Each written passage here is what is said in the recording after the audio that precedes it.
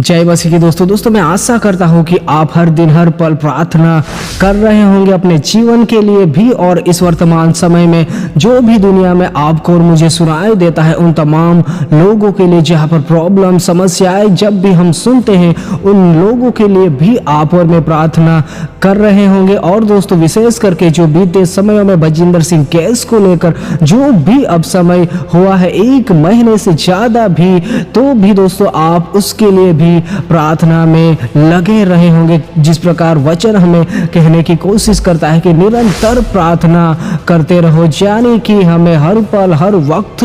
हमें प्रार्थना करते रहना है। चाहे दोस्तों हम घर पर हो चाहे बाहर भी क्यों ना हो, तब भी हमें निरंतर प्रार्थना करते रहना है मन में भी दोस्तों। और दोस्तों जब भी हम प्रार्थना सच्चे हृदय से करते हैं वचनों के आधारित, तो उस प्रार्थना का उत्तर जरूर मिलने पाता है दोस्तों हमें हिम्मत कभी नहीं हारना है प्रार्थना करते समय। इस बात को ध्यान दीजिएगा दोस्तों। मैं हूं नवीन चौहान और इस चैनल पर आपका बहुत बहुत स्वागत करता हूं। अगर आप इस चैनल पर नए हो तो सब्सक्राइब कर सकते हो, या फिर बिना सब्सक्राइब किए भी इस मैसेज को देख सकते हो। दोस्तों आप सब्सक्राइब करें या ना करें, परंतु लाइक जरूर कीजिएगा, क्योंकि इससे वीडियोज को रीच मिलते हैं और ऐसे वीडियोज को यूट्यूब और भी लोगों तक पहुंचाता है दोस्तों बजिंदर सिंह केस को लेकर काफी समय काफी दिन बीतते ही जाते हैं। और दोस्तों इस केस को लेकर बहुत लोगों के मनों में अब तो ऐसे भी सोच उठ रहे होंगे कि अब बजिंदर सिंह नहीं आएगा, क्योंकि काफी समय हो गया है 1 महीने से भी ज्यादा। और यहाँ तक भी आप और मैं देखने पाए होंगे कि अब बहुत से लोग प्रार्थना भी नहीं करते होंगे, परंतु दोस्तों मुझे और आपको निरंतर प्रार्थना में लगे रहना है। सिर्फ और सिर्फ इस केस को लेकर ही नहीं, परंतु दुनिया में हमें कोई भी ऐसी घटना मालूम होती है चाहे सोशल मीडिया के द्वारा, उन तमाम लोगों के लिए मुझे और आपको प्रार्थना करनी है, क्योंकि वचन हमें ऐसा ही सिखाता है कि प्रार्थना विनती और धन्यवाद और निवेदन हर एक लोगों के लिए किया जाए, चाहे उच्च पद वालों के लिए चाहे कोई भी पर्सन क्यों ना हो, उन तमाम लोगों के लिए हमें प्रार्थना करना है। इसीलिए मुझे और आपको जो भी मसीह यीशु के पीछे चल रहे हैं, हमारा यह फर्ज है कि हम हर एक लोगों के लिए प्रार्थना करें। और खास करके इस बजिंदर सिंह केस को लेकर आप प्रार्थना में जरूर स्मरण रखें हर दिन हर वक्त। दोस्तों आपको और मुझे ऐसा लग रहा होगा कि बहुत समय बीत गया, बहुत समय ही हो चुका, परंतु अब तक कुछ भी पता नहीं चला। परंतु दोस्तों एक बात ध्यान दीजिएगा कि परमेश्वर की योजना, परमेश्वर की इच्छा हम मनुष्य नहीं जानते। परमेश्वर की क्या योजना है, क्या इच्छा है यह मैं और आप नहीं, परंतु परमेश्वर ही जानता है, और वह उनके जीवन के माध्यम से जरूर पूरा करने पाएगा। परंतु दोस्तों हम मसीही भाई बहनों को उसके लिए प्रार्थना करना नहीं छोड़ना है। अगर मैं और आप ऐसे भी मसीही भाई बहन हैं जो कि बजिंदर सिंह जी से नफरत करते होंगे, या उसके प्रति हमारे मनों में कड़वाहट या कुछ भी ऐसी बातें भी क्यों ना है, तो भी मैं तो कहना चाहूंगा कि फिर भी आप उनके लिए प्रार्थना करें। अगर आपको ऐसा लगता है कि उनके लिए मैं प्रार्थना नहीं करूंगा, तो दोस्तों आप उस परिवार के लिए तो प्रार्थना जरूर कर सकते हैं जो कि बहुत ही दुख में, जो कि बहुत ही पीड़ा से अभी भी गुजर रहा है। क्योंकि दोस्तों हम सोशल मीडिया के माध्यम से भी देखते हैं कि उस जगह से बहुत ही ऐसे जन जो उसके लिए अभी भी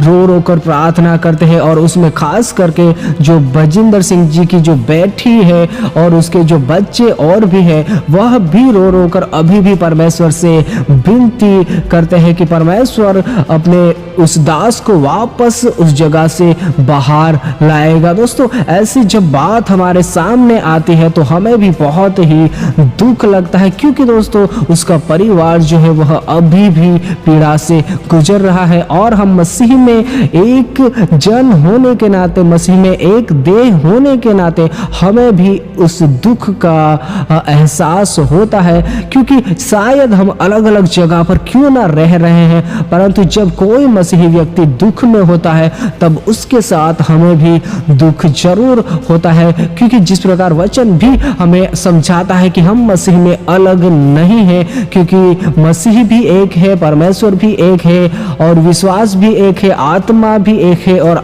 बपतिस्मा भी एक है। इस प्रकार मुझे और आपको वचन अनोखी बातें समझाता है कि हम प्रभु में अलग नहीं है। और कारण यही है कि जब भी कोई मसीही व्यक्ति दुख में, प्रॉब्लम में रहता है, तब हमें भी उसका दुख होता है दोस्तों। परंतु दोस्तों फिर भी इस दुख की घड़ी में भी उस दुख को हमें नजरअंदाज करके भी हमें प्रार्थना में परमेश्वर से विनती में लगे रहना है, और विश्वास के सहित की हुई प्रार्थना का उत्तर जरूर मिलने पाएगा। अगर मैं और आप एकजुट होकर किसी भी बात के विषय में प्रार्थना करते हैं, उस बात को परमेश्वर, शायद उसके लिए समय लग सकता है, परंतु परमेश्वर जरूर उस प्रार्थना को सुनता है। इसीलिए दोस्तों मुझे और आपको नित्य प्रार्थना करते रहना है। दिन प्रतिदिन मुझको और आपको जब भी समय मिले तब प्रार्थना करना है, खास करके उसके परिवार के लिए जो कि पीड़ा से अभी भी गुजर रहा है। दोस्तों हमें तब तक प्रार्थना करना है, हर दिन हर वक्त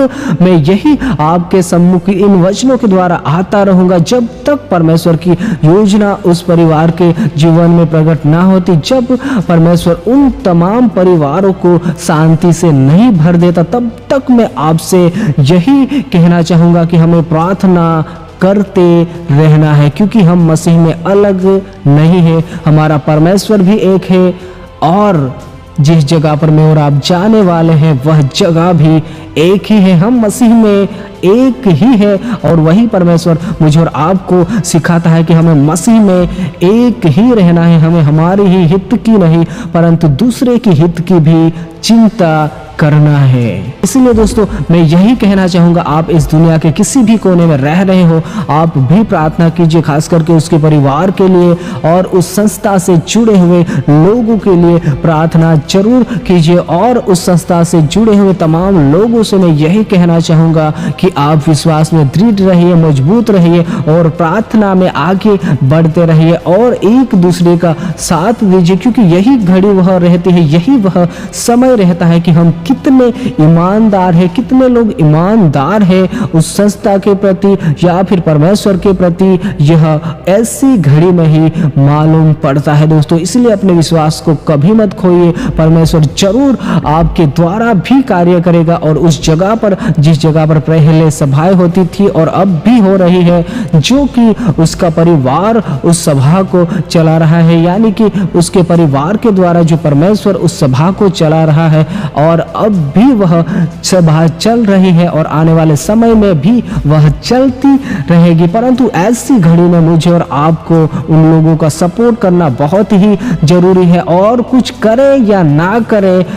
बस हमें प्रार्थना तो जरूर करना है, जरूर करना है। जितना भी हो सके हमें प्रार्थना से पीछे नहीं हटना है, और विश्वास के द्वारा की हुई प्रार्थना का उत्तर, प्रतिफल मिलने ही पाता है। दोस्तों हमें ऐसे विश्वास रखे प्रार्थना करना है कि जो भी मैं परमेश्वर से मांग रहा हूं वह मुझे देगा ही देगा, देगा ही देगा, और परमेश्वर निश्चय आपको उस प्रार्थना का प्रतिफल देने पाएगा। शायद इस संसार की हालात मुझे और आपको ऐसा लगने दे सकती है कि यह संभव नहीं है। शायद हमारे हालात जो मुझ पर और आप पर आ पड़ते हैं, वह मुझे और आपको ऐसा रियलाइज करवाते होंगे कि यह संभव नहीं है, इस मुसीबत से नहीं निकाला जा सकता, या फिर इस मुसीबत से नहीं निकलने पाएंगे। तो भी दोस्तों मुझे और आपको विश्वास में दृढ़ मजबूत रहना है, क्योंकि परमेश्वर जो इस सृष्टि को बनाने वाला है, वह परमेश्वर आपके और मेरे साथ है, और उस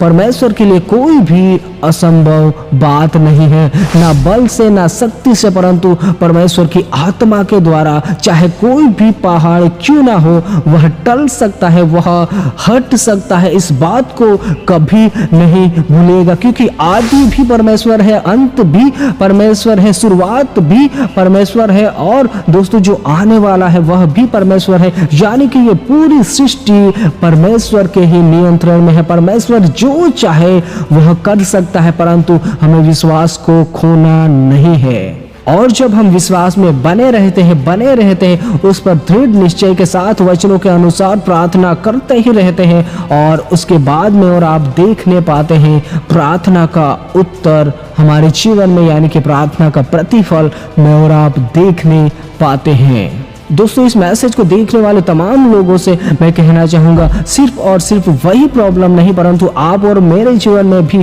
कुछ ऐसी समस्या है कि जिससे मैं और आप जूझ रहे हैं, या फिर इस संसार का कोई भी पर्सन क्यों ना हो जो इस मैसेज को देख रहा है, अगर आप किसी भी प्रॉब्लम में हो, किसी भी मुसीबत में हो,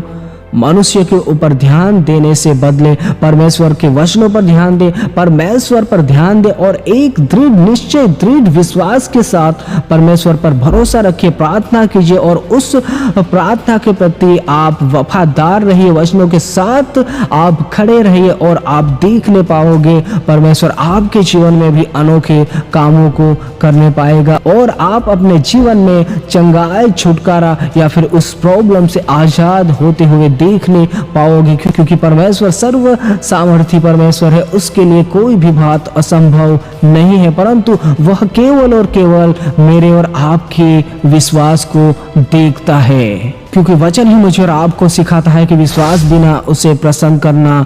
अनहोना है, और जब हम उस पर विश्वास नहीं करते तब हम कुछ भी प्रतिफल नहीं पाते हैं। इसलिए मुझे और आपको विश्वास को प्रथम तो खोना नहीं है। अगर हम परमेश्वर से मांगते हैं और विश्वास नहीं करेंगे तो दोस्तों मुझे और आपको परमेश्वर से कुछ भी नहीं मिलेगा। इसलिए जो सर्वशक्तिमान परमेश्वर जो कि हर एक बात को संभव करता है, वह परमेश्वर अगर मेरे और आपके साथ है तो फिर मुझे और आपको संदेह करने की कोई जरूरत नहीं है। हमें दृढ़ विश्वास करना है, नहीं यह होगा ही होगा, क्योंकि वचनों में ऐसा लिखा है, परमेश्वर यह जरूर करने पाएगा। आप वचनों के आधारित अपने जीवन में प्रार्थना कीजिए और आप देखने पाओगे आपके जीवन में परमेश्वर के महान कामों को होता हुआ। और दोस्तों, मैं वापस कहना चाहूँगा कि उस परिवार के लिए प्रार्थना कीजिए जो कि इस समय में दुख की घड़ी में है। बजिंदर सिंह मिनिस्ट्री के लिए प्रार्थना कीजिए, उसके परिवार के लिए प्रार्थना कीजिए, परंतु दोस्तों उसके परिवार के लिए ही नहीं परंतु